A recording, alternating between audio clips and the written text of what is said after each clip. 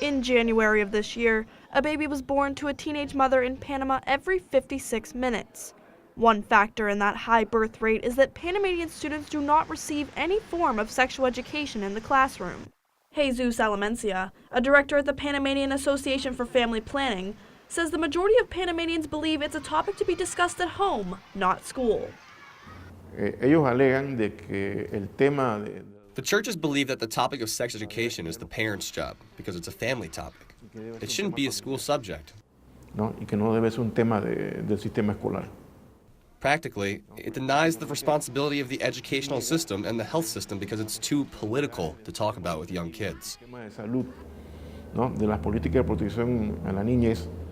But the number of teen pregnancies in Panama continues to rise, suggesting that parents are also avoiding these delicate conversations about sex. According to the Panamanian Ministry of Health, 1 in 5 pregnant women is between the ages of 10 and 19.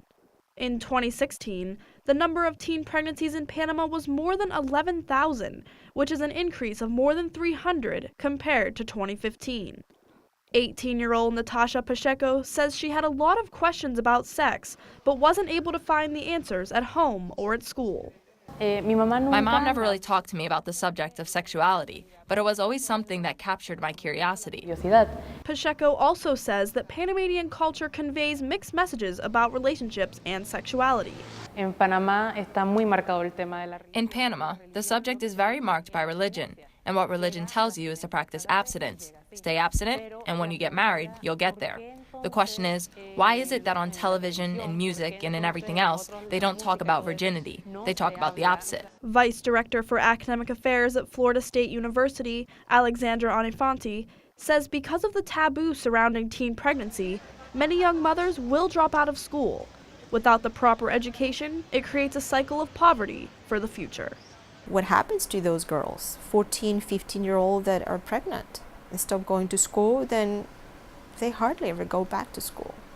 In 2014, a lawmaker proposed Bill 61, a law that would mandate sexual education in schools. But the bill faces opposition from those who believe the government should mind its own business. One opponent is Roderick Burgos. He is an advisor and family support counselor at Foundation Vision, a medical clinic that provides services to lower and middle-class families. He says that discussions about sex should be a family matter. There are no perfect families, but there is a huge population that believes in the family and that are conscious about their responsibility. Burgos also says that the law doesn't address the real issue, sexual abuse. According to the Panamanian Ministry of Health, in 7 out of 10 teenage pregnancies, the man is over the age of 20. While that is illegal in Panama, abortion is illegal as well. Although Burgos encourages educating the youth and tackling sexual abuse, he said he does not believe in any radical feminism that countries with legalized abortion seem to support. The Family Planning Clinic gives girls a series of workshops and trainings where they tell them that they have autonomy of their bodies and they are free to make their own decisions. We don't agree with that. Even though Bill 61 has a long way to go before it might get passed, this clinic is doing everything they can to help young mothers. Here at the Panamanian Association for Family Planning, people have access to family planning, along with other services including gynecology, urology, psychology, and pediatrics. The clinic also reaches out to teen mothers specifically. Clinic coordinator Yamina Sumadio says that the clinic hopes to prepare these young women to be responsible mothers. Since the year 2000, we've had a birth course for young mothers.